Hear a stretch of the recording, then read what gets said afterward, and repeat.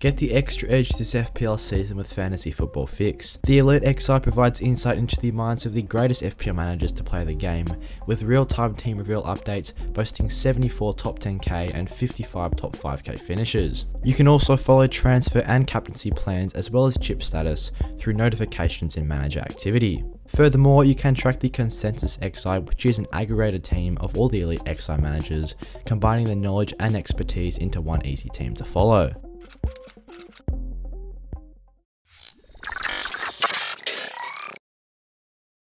Hello FPL managers, today we've got the knee-jerk reaction for Game Week 17.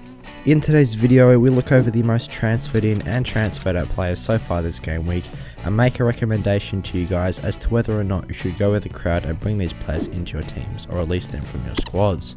So just before we get into the video, don't forget to leave a like and subscribe to show support for the channel, and also click that notification bell so you guys don't miss any future uploads. And with that being said, let's get into the video.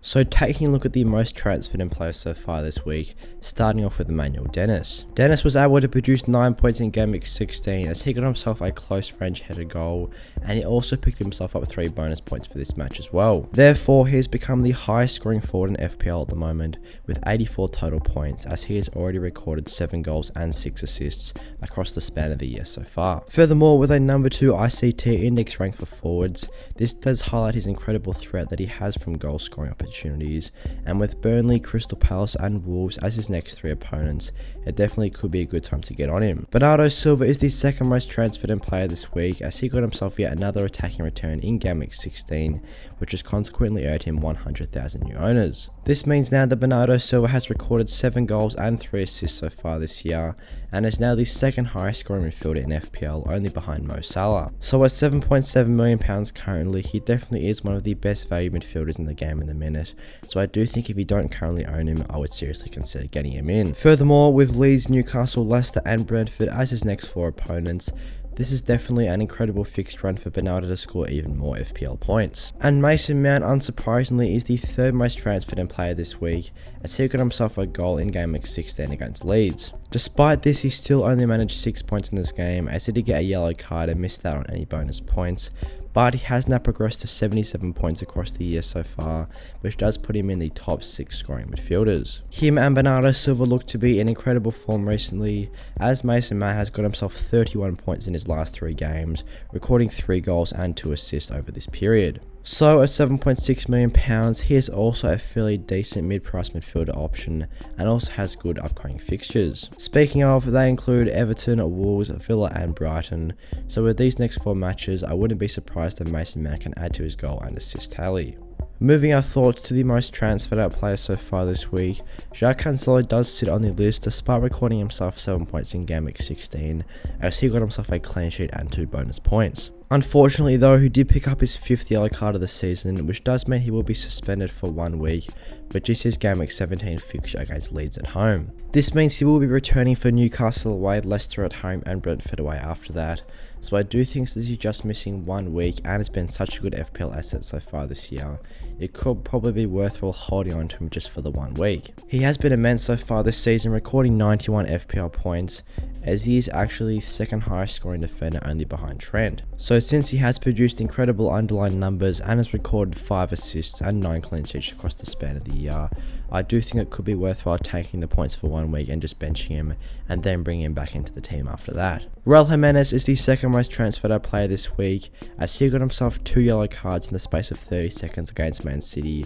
as he was sent off recording -2 points. Obviously this is never ideal, as he is now set to miss this Game Week 17 match against Brighton away, and then will come back to face Chelsea at home, Watford at home, Arsenal away and Manchester United away after that. So since he has a very difficult fixture run once he does return to that Wolves side, I do think he's a worthwhile transfer out, as he has been looking the most threatening recently, as he has only got himself 1 goal in his last 5 games. And Ivan Toney is the third most transferred out player this week, recording 0 points in Game Week 16 as he couldn't take to the pitch. This is the second consecutive match that he's missed, and it is looking likely that he's also going to miss Game Week 17 against Manchester United at home, meaning he will come back to face Southampton away. Obviously, Manchester United at home isn't a very good fixture anyway, so I wouldn't be too concerned if he's missing this game. If you have a decent bench, you should be able to bench him and then just bring him back into the squad for Game Week 18 and 19, where he faces Southampton and Brighton respectively. Even after that, he has a mixed bag of fixtures, so if he can keep reducing those attacking returns like he has been able to do recently, there's no reason why he wouldn't be a bad FPL asset. So with these popular transfers in mind, let's have a look at how Game Week 17 transfer watch list. The first player that does feature is Ollie Watkins, who despite blanking in Game Week 16, has some very promising fixtures coming up. Consequently, he is actually the 4th highest transferred in player so far this game week, as he did get himself 9 points in Game Week 14 against Man City, but has actually blanked in his last 2 matches. But with Norwich, Burnley and Leeds as 3 out of his next 4 opponents, I do think it could be a good time to jump on the Aston Villa forward if he can continue his good form. Antonio Rudiger features there once again, as he got 9 points in Game Week 16 by winning 2 penalties for Chelsea, and is actually getting fairly far forward considering that he is a defender. He also is getting very consistent starting minutes, which is exactly what you want for a Chelsea defender as well. So despite them not being the strongest defensively at the moment, Rudiger is still providing returns. Jared Bowen is yet to play in Game Week 16, but has a very good fixed run from Game Week 17 onwards, and consequently he is also one of the highest transferred in players so far this week. Bowen has been in immense form recently, taking plenty of shots, and has got himself 3 goals and 7 assists so far this year. So with Burnley, Arsenal, Norwich, Southampton and Watford as his next 5, he is definitely one to look out for. Ronaldo is coming off 9 points in Game Week 16 as well, as he recorded a penalty goal and 3 bonus points.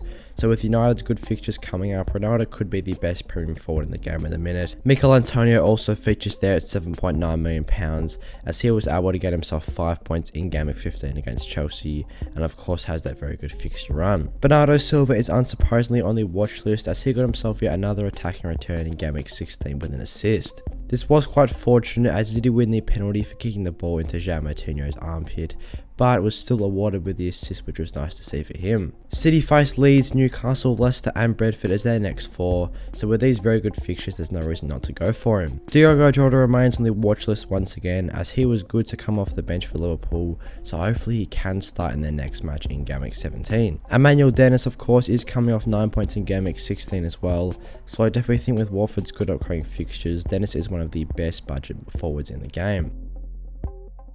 So that's all we've got for today for the knee-jerk reaction of FPL Gaming 17.